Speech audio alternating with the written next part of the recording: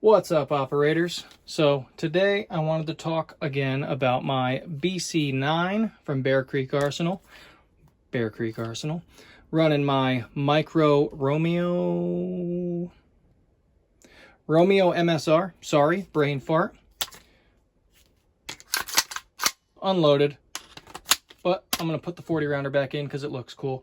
So a lot of people have referred to this as my modern Tech 9.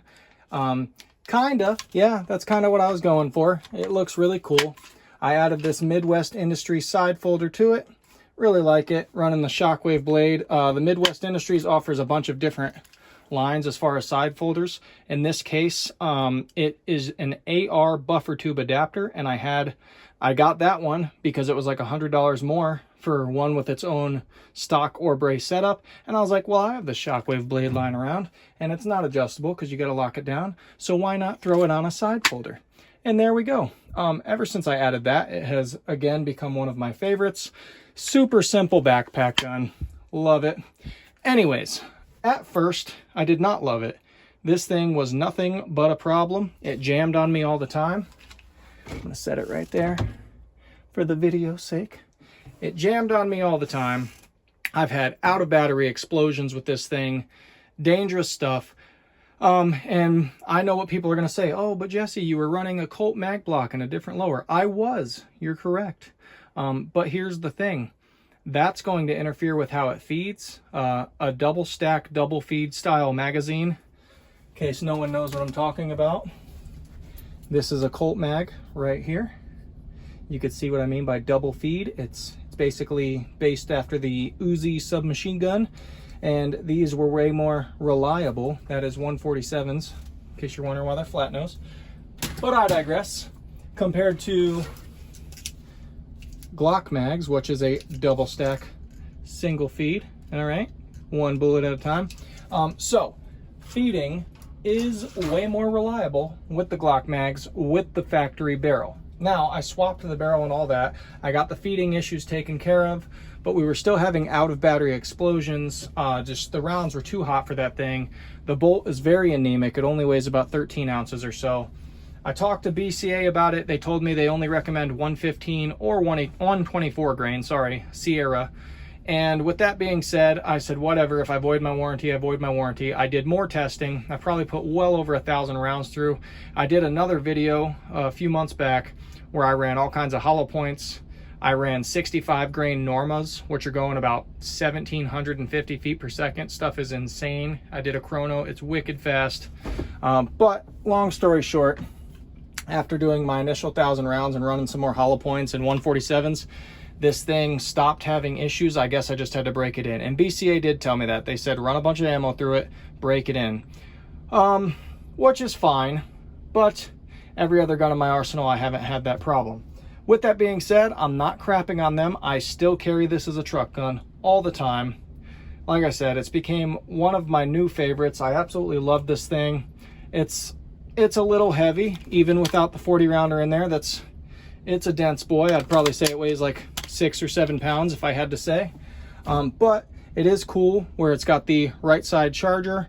And it's a very nifty, short little package. And if BCA made a similar setup in 5.56 or 300 blackout that's bufferless, I would give it a shot. Because if they could make it work with the 9mm, which is direct blowback, I feel like they could make it work with the gas impingement setup like 5.56 or 300 blackout. And I'd be willing to spend my coin with them again because I am not sponsored. I bought that with my own money, as well as everything else here. Everything is mine. This is years worth of my own money. No one sponsors me. I do not get paid by YouTube at this point. So, with that being said, by the way, like, share, and subscribe. Please try to boost my channel. I'll bring you guys all the content you love and enjoy. I'll give you all the reviews. I will risk my own money and try blowing up guns to see exactly what they can take before they reach their breaking point.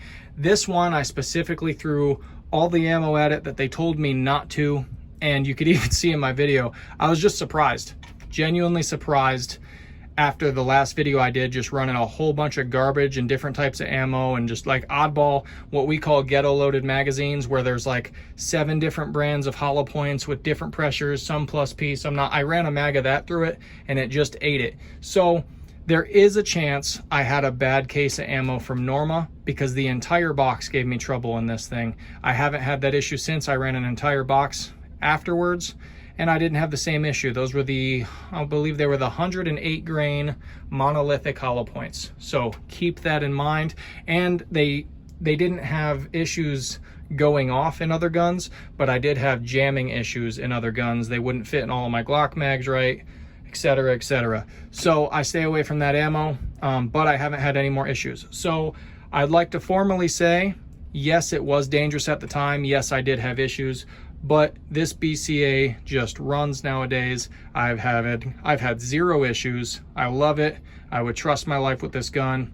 And we're going to be running it through some more trials, because I threw the 5-inch barrel back in, running Glock mags again, as you can tell, and I've got an Omega suppressor that I purchased not too long ago. Should be getting it out of jail soon, and I'm going to put a bunch of ammo through that and see if that increased back pressure causes any more issues. So stay tuned.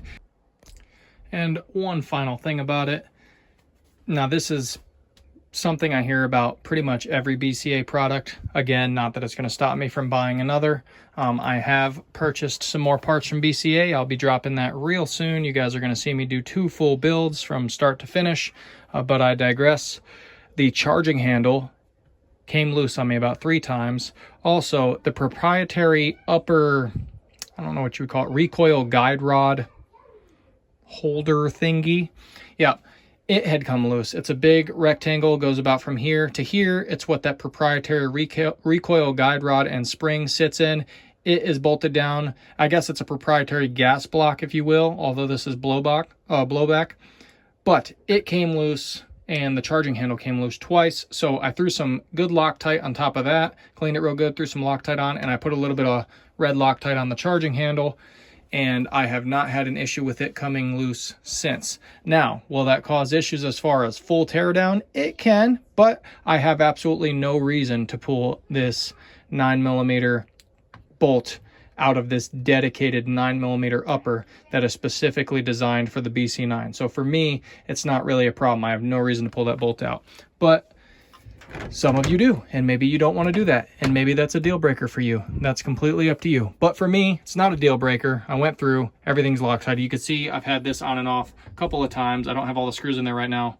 Those screws also came loose. So keep that in mind. I did Loctite those at one point, put another 500 rounds through it. They never came loose until I absolutely wanted them to, because I changed out that barrel again. So anyways, that's my initial thoughts on the BCA. I still have to do a 100-yard accuracy test on this, as well as some of my other 9mm setups, like that little stubby right there. That's one of my favorites, by the way. But stay tuned for that. If anyone in the South Carolina area knows where I can shoot really long range, hit me up. I'd greatly appreciate it, because the furthest I can get around here is like 300 yards, and that's once in a blue moon. We just don't have a lot of open fields like that, or at least I don't know that many people. So hit me up. I'd love to get together and do some shooting. Anyways, thanks for watching. Please like, share, and subscribe.